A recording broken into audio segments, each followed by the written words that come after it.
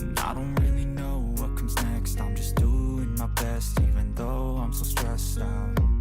Everything just feels like a test that I fail, so depressed when I can't seem to get out. Penyerang timnas Indonesia, Ragnar Oratmangoen punya ambisi pribadi saat menghadapi Filipina di laga terakhir grup F kualifikasi Piala Dunia 2026 dan Piala Asia 2027 putaran kedua di Stadion Utama Gelora Bung Karno, SUGBK, Jakarta, Selasa 11 Juni malam waktu Indonesia Barat ya. Ia ingin mencetak gol pertama di SUGBK. Ragnar sudah menjalani 3 pertandingan bersama timnas Indonesia dengan catatan 1 gol. Gol dibuat saat timnas menang 2-0 atas Vietnam di Stadion Maidin, Hanoi pada 26 Maret 2024. Saat uji coba melawan Tanzania yang berkesudahan 0-0, ia tidak mampu mencetak gol. Termasuk saat timnas Indonesia kalah dari Irak, Kamis 6 Juni. Soal pertandingan, jelas akan jadi pertandingan sulit. Namun seperti yang saya katakan tadi, kami percaya diri sebagai tim bahwa kami bisa memenangkan pertandingan. Kemudian harapan saya sendiri, semoga bisa mencetak gol di GBK, kata Ragnar Oratmangoen. Ragnar menyebut bahwa kegagalan mencetak gol di 2 laga sebelumnya karena kurang beruntung. Ia membantah demam panggung bermain di hadapan supporter timnas Indonesia. Saya rasa saat melawan Tanzania kami menciptakan banyak peluang dan seharusnya bisa menyelesaikannya dengan baik. Namun, seperti yang saya harapkan, besok bisa mencetak gol dan menjadi pemain penting untuk tim ini, ujar Ragnar. Adapun timnas Indonesia perlu kemenangan atas Filipina untuk lolos ke putaran ketiga kualifikasi. Skuad Garuda sebetulnya masih bisa lolos jika meraih hasil imbang atau bahkan kalah sekalipun, tetapi harus melihat hasil dari laga Irak kontra Vietnam untuk lolos.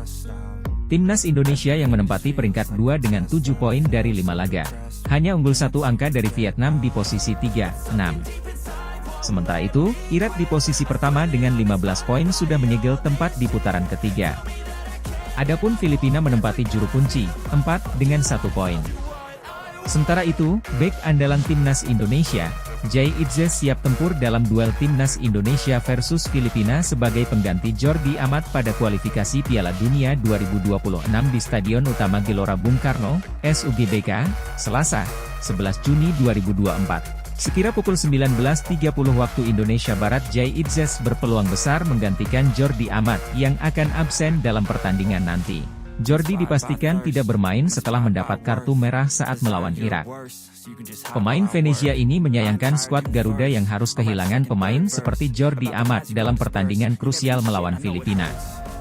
Jay Itzes percaya diri timnas Indonesia bisa mengalahkan Filipina meski tanpa Jordi Amat pada laga terakhir grup F putaran kedua kualifikasi Piala Dunia 2026 zona Asia di Stadion Utama Gelora Bung Karno, SUGBK, Senayan, Jakarta, Selasa, 11 Juni 2024. Indonesia wajib mengalahkan Filipina untuk lolos sebagai runner-up grup keputaran ketiga kualifikasi Piala Dunia 2026 zona Asia.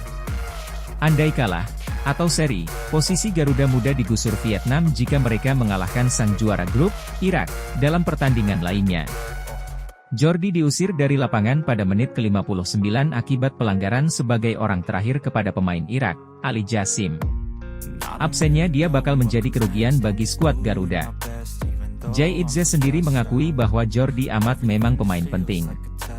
Namun, menurut bek Venezia FC ini skuad Garuda memiliki banyak pemain bagus lainnya.